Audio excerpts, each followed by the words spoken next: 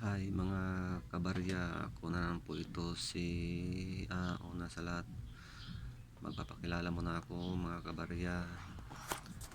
Hi, ako nga pala si Simplicio Camerino na magpapakita sa inyo ng isang klaseng coins na BSP series na sa panahon pa ito ni Pangulong Noynoy Aquino. BSP series ito ang kanyang 5 coins. Bago sa lahat, napakilala mo na ako nga pala si Simplicio Camerino. Sana supportahan yung aking channel at huwag niyong kalimutan mag-subscribe at press nyo na rin ang notification bell at i-like nyo na rin, at sana supportahan nyo ang aking channel. At saka shout out nga pala kay Vice Ganda, happy birthday ka Ma'am Karil, at saka kay RG, at saka kay Doc Willis, sa lahat-lahat na shout out sa inyo. At ito na ipakita ko sa inyo isang coins.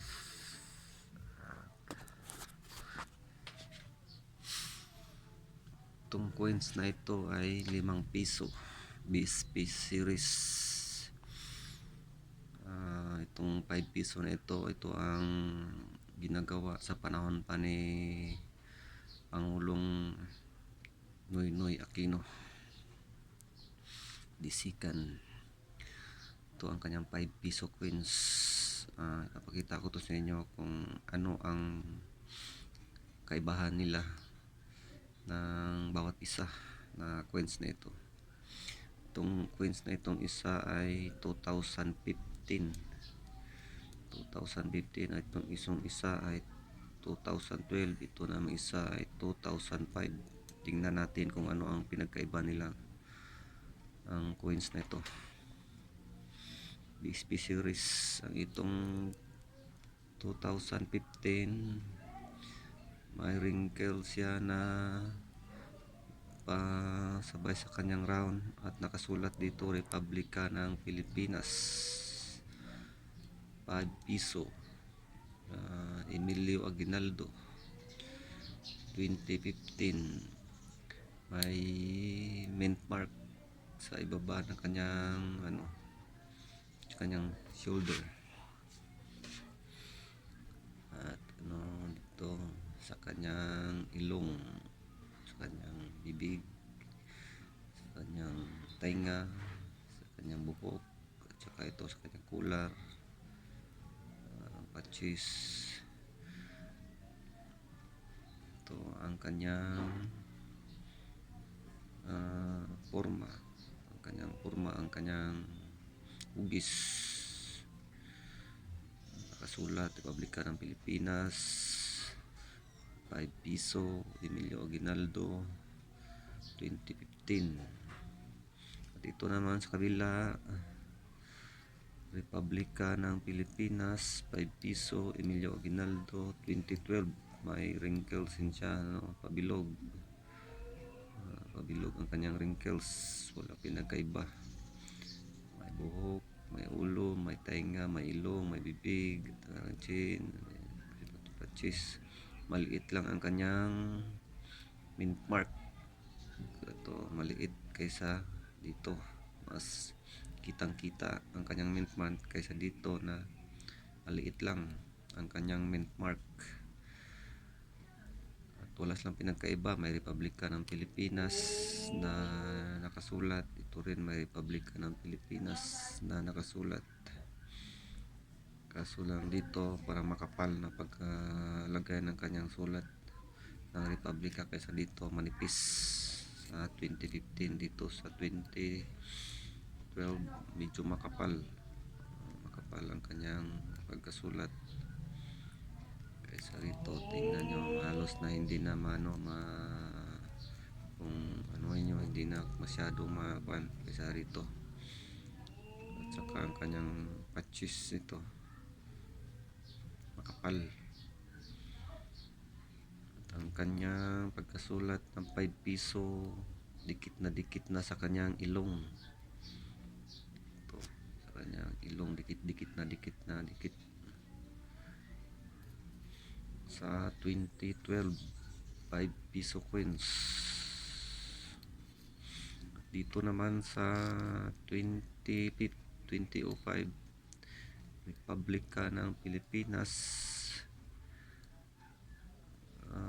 Emilio Aguinaldo, medyo ang kanyang 5 piso malayo sa kanyang ilong. Tingnan mo ang kanyang ilong at saka ang distansya ng 5 piso kaysa dito, dikit na dikit. Dito rin dikit na dikit ang kanyang ilong sa ng 5 piso. Dito dikit na dikit, at dito hindi na dikit, malayo na ang kanyang, may distansya na. Ito ang kanyang pinagkaiba nila kaysa dito sa 2012 at sa 2015. At saka ang kanilang mint mark dito maliit at parang medyo katag, basag, kaysa dito na parang buo. Dito rin sa buo, ito ay parang basag sa at malayo. Yan ang pagkadiferensya nila sa 2005 5 piso coins. At sa kanila namang wrinkles dito, parang dikit na dikit kaysa dito. May distansya dito, parang dikit o manipis. Tingnan nyo ang kanyang kanyang wrinkles, parang putol-putol kaysa dito. Dito continue ang kanyang pagka-wrinkles dito kaysa dito. Parang putol-putol siya, parang dito dikit na dikit. 5 piso. At sa kanyang likuran naman, tingnan natin kung may pagkakaiba ba sila. Dito sulat dito sa kanyang gear, round gear sa 2005, sa 2015 at 2012.